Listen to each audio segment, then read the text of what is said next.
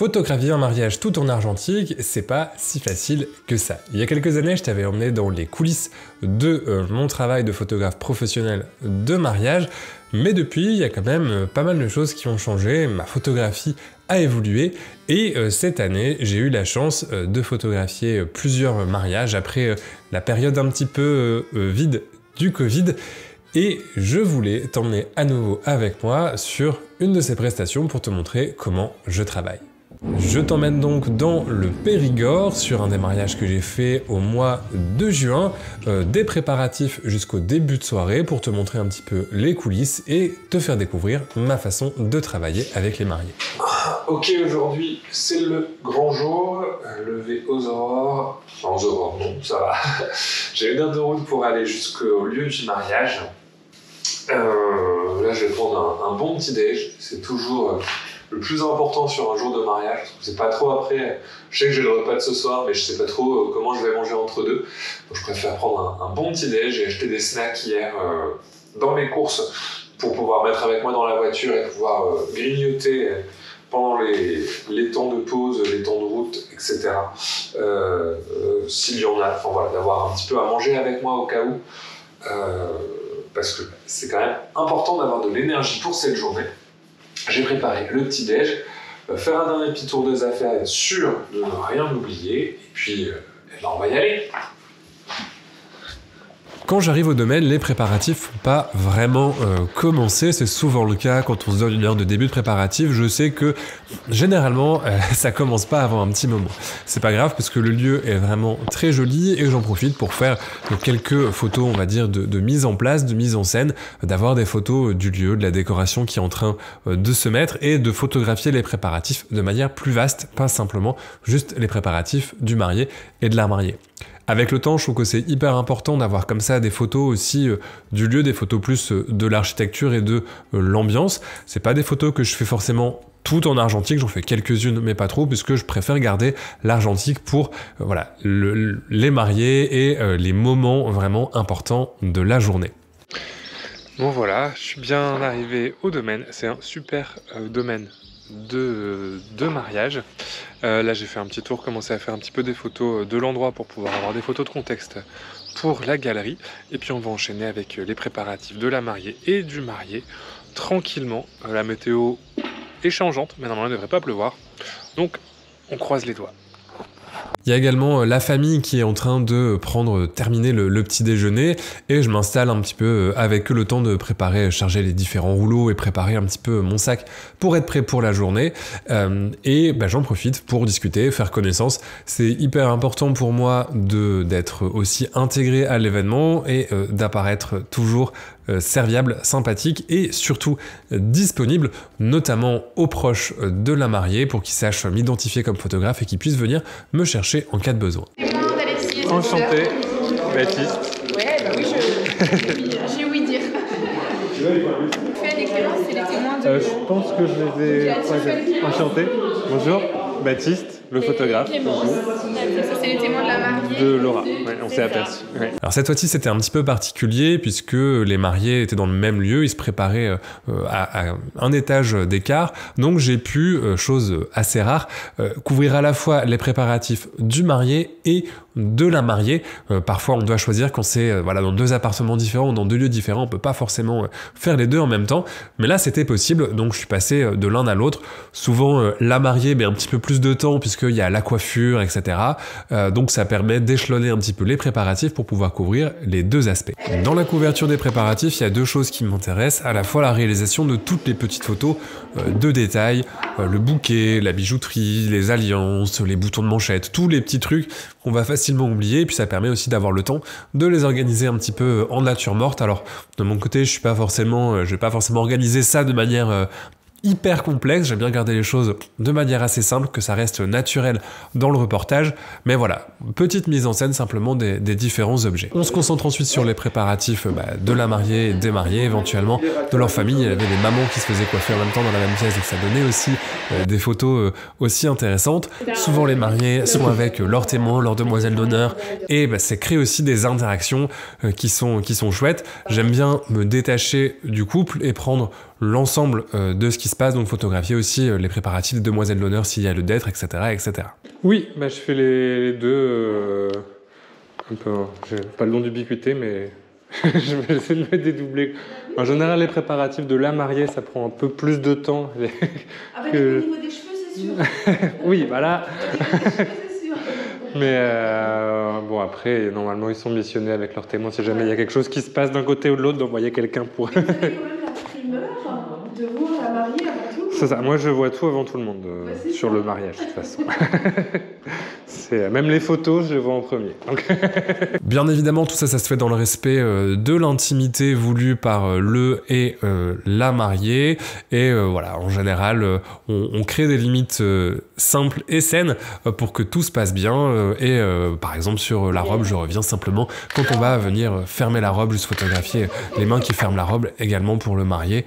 On crée ces limites-là pour que tout le monde reste et soit à l'aise sur les photos. Enfin, j'aime bien proposer aux mariés, à leurs témoins, de profiter de la fin des préparatifs pour un portrait solo ou un portrait avec juste les témoins. Je trouve que c'est une bonne manière de clôturer un petit peu cette séance des préparatifs, et ça permet à chacun et chacune d'avoir leur portrait individuel où on peut se focaliser vraiment sur le costume, la robe, la coiffure, etc., etc.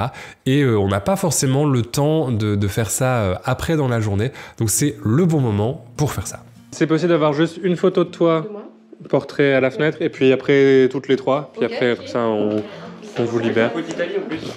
Quoi? On est Faites le drapeau d'Italie. Ça va. C'est pas fait exprès. C'est vrai qu'on aime les pizzas. Oui, à la fenêtre. Ouais, bah juste en fait, ouais, on va juste bouger un petit peu ça. Ah ouais, ça pèse une tonne. Mais de toute façon, ça va être ces portraits aux trois quarts. Donc oui, c'est pas, on va pas faire en pied. Je me permets de tirer ça un tout petit peu. Parce que souvent, il n'y a pas le recul nécessaire. Alors, on va en faire une vraiment portrait où tu vas regarder dans l'objectif et une où tu vas avoir regard au loin dans la fenêtre, tourner vers l'avenir, on va vers l'avant. Voilà. Que de messages. 1, 2, 3. Super. Pareil, donc on va tourner le regard vers la fenêtre. Alors pas totalement de profil, juste rester légèrement de trois quarts. Comme ça, et je regarde ça. Voilà, c'est ça, super. Toi, tu mets pas de veste pour l'église. J'ai pas de BDS en fait. Super. Et donc il en reste 3 pour... voilà, pour... voilà. Alors on va éviter de faire drapeau de l'Italie, justement, on va peut-être l'inverser. Alors on n'avait pas les Les Dalton. Ah oui, les Dalton, non. Je sais pas. Vers au milieu et Clémence de l'autre côté. C'est quoi l'Italie? Bah, c'est... Vert. C'est vert, blanc, rouge, donc on va faire rouge, vert, blanc. Rouge, blanc, vert, comme ça. Blanc. Ouais, alors pareil dans l'axe de la lumière. Voilà. Super. Alors avancez un tout petit peu pour qu'on ait un peu de volume, voilà, par rapport au mur. Super. Et voilà, passez les bras, super. Alors pareil, je décompte, on essaie de pas fermer les yeux. 1, 2, 3. J'ai tellement faire de ça. Pareil, on fait une dernière, vous pouvez vous regarder. Voilà, on regarde.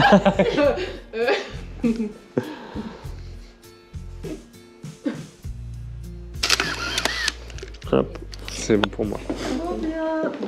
Ça a été ensuite le départ pour la cérémonie religieuse qui se passait dans une abbaye qui, pour une fois, était super lumineuse. C'est toujours un grand avantage. Voilà, c'est toujours une bonne surprise quand on tombe dans une église assez lumineuse.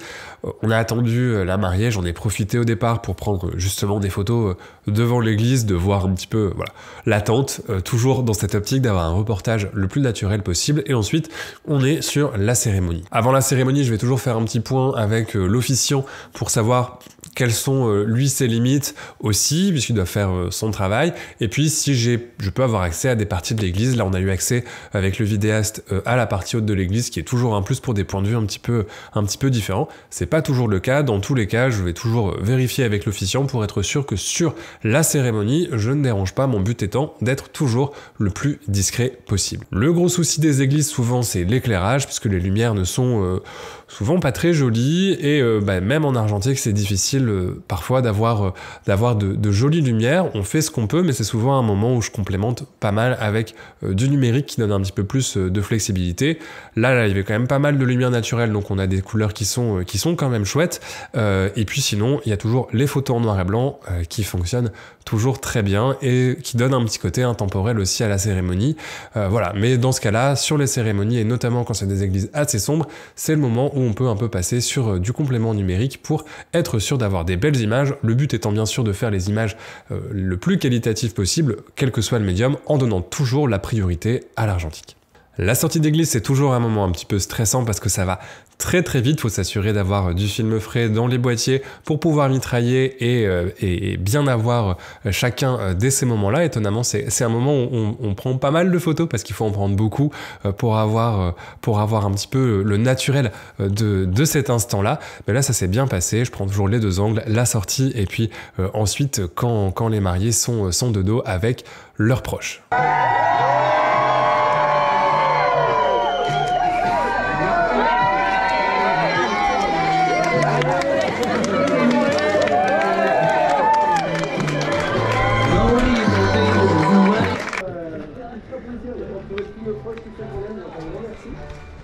Ce qu'on va faire, c'est qu'on va faire toutes les photos de groupe ici devant le délit de transfert, et puis au fur et à mesure, on va vous libérer progressivement pour aller vers le domaine. On va commencer par une photo avec tout le monde peut-être. Comme ça, on sera sûr d'en avoir au moins une avec tout le monde. Tu veux qu'on se positionne où? On va le faire là dans le jardin. Et je pense que je vais me mettre là-haut pour la photo avec tout le monde. Ce sera comme ça, on aura l'environnement aussi. Après l'église, on a fait les photos de groupe. Moi, j'aime bien avoir dans les mariages toujours un moment qui est planifié pour faire les photos de groupe, où on s'organise avec une liste des différentes photos à faire, tout simplement parce que comme ça, ça prend le moins de temps possible et on peut libérer les gens le plus vite possible. Bon alors c'est le moment, il va falloir m'écouter. Comme c'est le seul moment où j'ai votre attention à tous, c'est moi le photographe. Pendant le vin d'honneur, je suis à votre service. Si vous avez besoin de photos, faut pas hésiter à m'attraper pour me demander quoi que ce soit. N'hésitez pas. J'ai plein d'appareils photo, je suis repérable. Comment ça marche une photo de groupe? Si vous ne voyez pas l'appareil ne vous voit pas non plus. Donc avant, vérifiez bien que vous voyez l'appareil, sinon vous n'êtes pas sur la photo. Ok? Ça va? On en fait une grande avec tout le monde et puis après on va faire des petits groupes pour pouvoir vous libérer le plus rapidement possible. Ça marche? Ok. Je vais en faire plusieurs avec plusieurs appareils pour être sûr d'en avoir qui sont bien. Mais je vais vous indiquer tout ça, ok? On est parti pour la première. Alors celle-là, c'est la sérieuse. C'est l'officielle.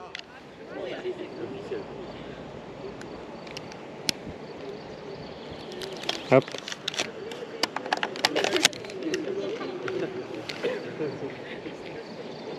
Alors on est parti. 1, 2, 3.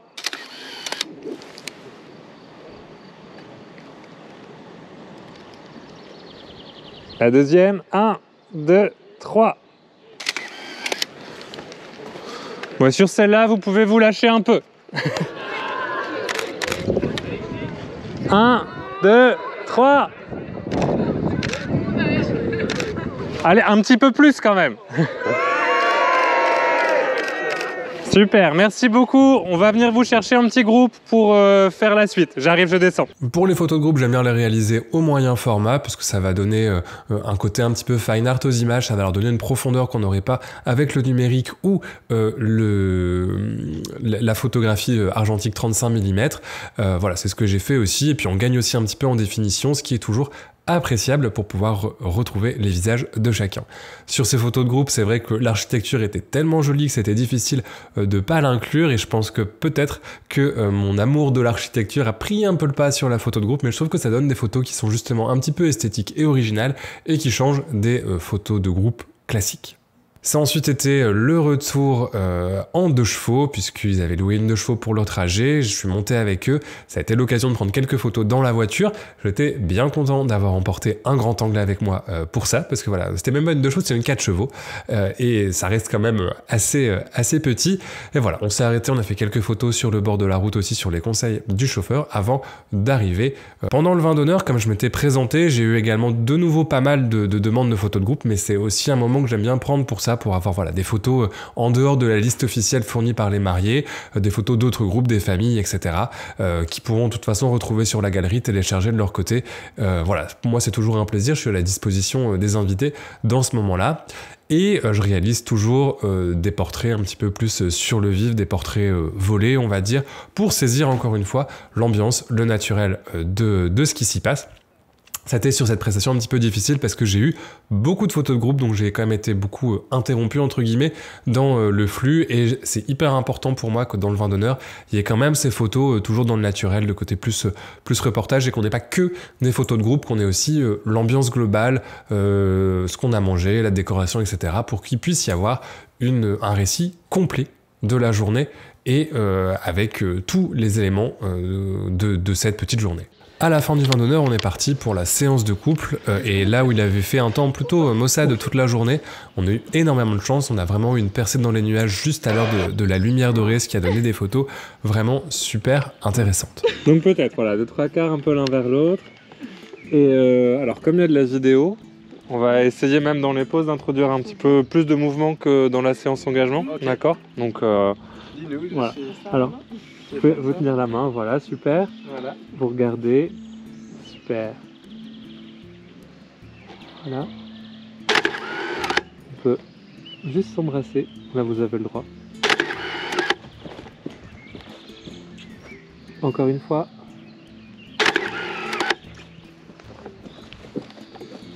Et alors est-ce que Laura, tu peux poser un petit peu ta tête du côté de l'épaule? Là? Voilà, ouais, comme ça. En arrière, à droite vers la tête, voilà, super. Tête, ouais, voilà.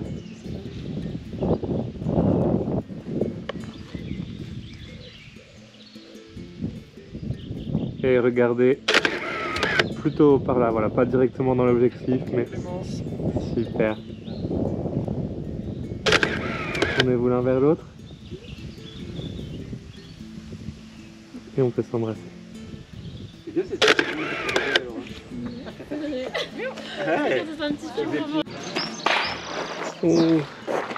Ah, faut que j'arrête cette habitude de marcher en regardant dans les objectifs. Regardez par ici.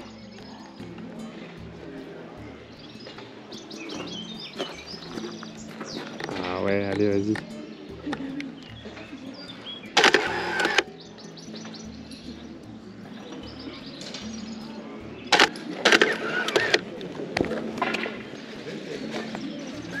Est-ce que c'est juste possible de vous embrasser? Alors, on se remet au centre. Enfin, s'il y a asymétrie, il y a asymétrie par contre. On fait...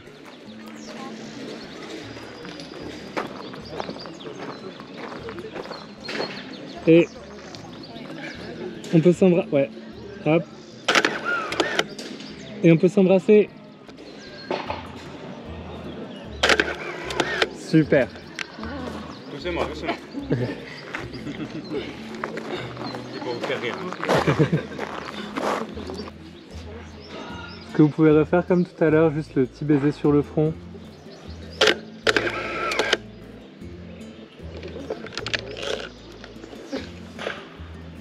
Encore une fois.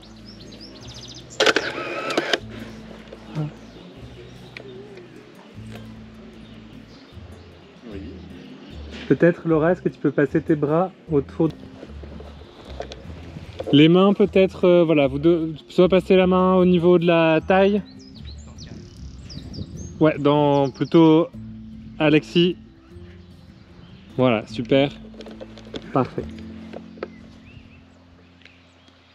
Vous pouvez vous embrasser. Comme avec tous mes couples, j'avais fait une séance engagement quelques mois avant le mariage avec le couple de ce mariage, tout simplement parce que pour moi c'est hyper important, ça permet d'être plus à l'aise le jour J et d'avoir corrigé certaines choses, que ce soit des poses qu'on va plus ou moins bien aimer ou qui vont plus ou bien marcher.